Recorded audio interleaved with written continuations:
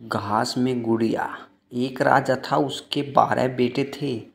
जब वे बड़े हो गए तब राजा ने उनसे कहा कि तुम्हें अपने अपने लिए एक एक पत्नी ढूंढकर लानी है, लेकिन वह पत्नी एक ही दिन में सूत काटकर कपड़ा बुने, फिर उससे एक कमीज सिलकर दिखाए, तभी मैं उसे बहू के रूप में स्वीकार करूंगा।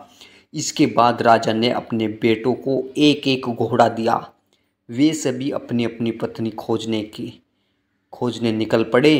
कुछ ही दूर गए थे कि उन्होंने आपस में कहा कि वे अपने छोटे भाई को साथ नहीं ले जाएंगे। 11 भाई अपने छोटे भाई को अकेला छोड़कर चले गए। वह रास्ते में सोचने लगा कि वह आगे जाए या लौट जाए। उसका चेहरा उतर गया था। वह घोड़े से उतरकर घास पर बैठ गया और रोने लगा। रोते रोते अचानक चौंक गया। उसके सामने की घास हिली और कोई सफ़ेद चीज़ उसकी ओर आने लगी। जब वह चीज़ राजकुमार के पास आई तो उसे एक नन्ही सी लड़की दिखाई दी। उसने कहा, मैं छोटी सी गुड़िया हूँ, यहाँ घास पर ही रहती हूँ। तुम यहाँ क्यों आए हो? राजकुमार ने अपने बड़े भाइयों के बारे में बताया।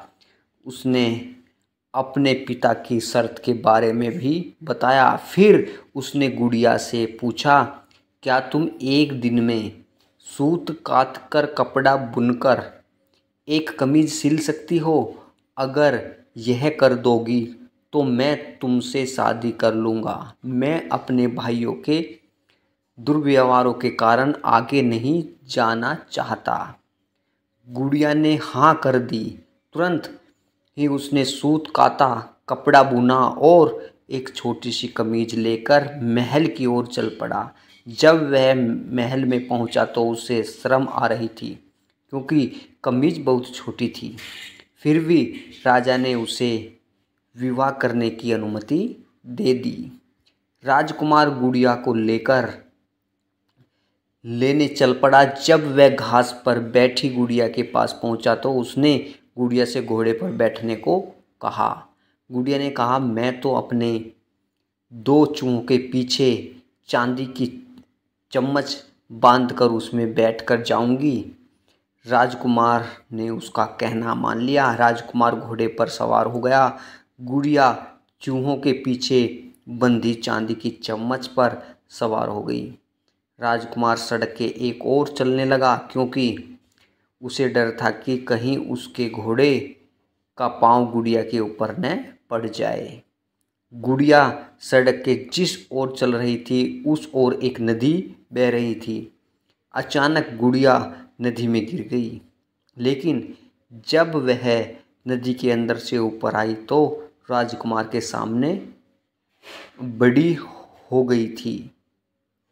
राजकुमार बहुत प्रसन्न हुआ।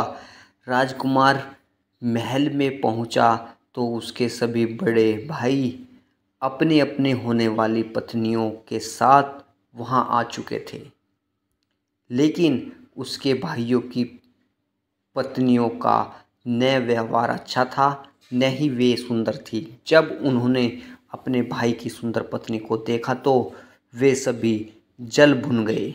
राजा को पता चला कि बड़े पुत्रों ने छोटे राजकुमार के साथ दुर्व्यवहार किया है, तो उसने बड़े बेटों की खूब निंदा की और फिर छोटे बेटे को गद्दी सौंप दी। छोटे राजकुमार का विवाह गुड़िया के साथ धूमधाम से हुआ। जब छोटा राजकुमार राजा था और गुड़िया रानी, दोनों सुख से रहने लगे।